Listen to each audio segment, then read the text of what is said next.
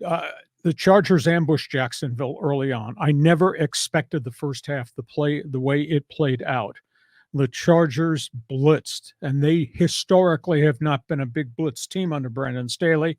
They blitzed Travis Lawrence a lot. And then they press covered at the line of scrimmage with their corners, their linebackers, and they were jamming people up to within 10 yards of the line of scrimmage. And Trevor Lawrence really struggled. You could see in his eyes and his mechanics. He could not go through his progressions. He did not know where the receivers were because he couldn't find them. And he had no time because there were blitzers coming. So there was no time to drop back or come out of the shotgun and throw deep. He didn't have enough time.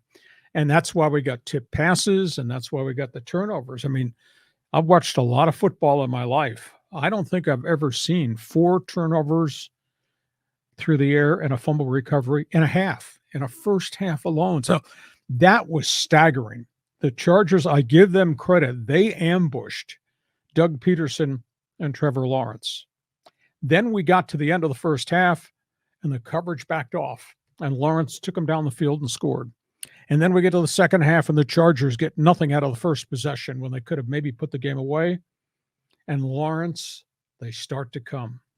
And what happened was that Doug Pederson made adjustments. He took a tight end who normally lined up wide, moved him inside almost like an extra tackle. And suddenly there was no pressure on that quarterback. And now Lawrence has got a lot of time for plays to develop, guys to get downfield, guys to run crossing routes, picks and all that. And suddenly he's spraying the ball all over the field. No pass rush, no pressure, no hits in the second half against Trevor Lawrence after dominating him and physically intimidating him and psychologically ruining him in the first half. None of that happened in the second half. So Pederson won the chess match, as you alluded to, with what adjustments he made. And then he started to do dump and runs out on the flat. And suddenly he's making the Bolt defense cover sideline to sideline. And they got good speed receivers. And then those guys were getting open down the field. And the Charger DB started to blow the coverages. I saw guys looking around at other guys as the receivers were going by him. So it was an utter state of collapse. To complicate it, Pederson hit the Chargers with things they had never seen before. And a prime example is on the 4th and 1 call towards the end of the game. They showed what would be called, I'd call it a jumbo formation. They had 3 tight ends in the game as blockers. And we thought 4th and 1, jumbo package, Travis Etienne is going to take the ball and run behind this mass of humanity, get the first down. Instead, Lawrence pitches it. Etienne goes wide, goes 25 yards. Game over. The Chargers never adjusted to anything that old ball coach did to the young pup coach. So Pederson out-coached, out-schemed, out-scammed Staley.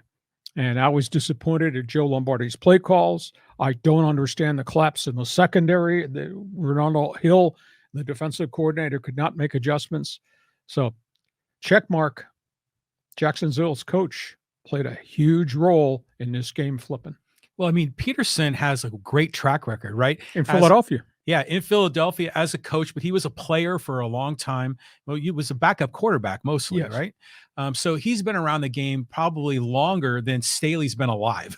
But it was interesting that jumbo package you allude to. I saw the quote from Pederson. He said, when they're packing inside, then we go outside, and that's what worked. It's just misdirection, getting them off of balance. Yeah.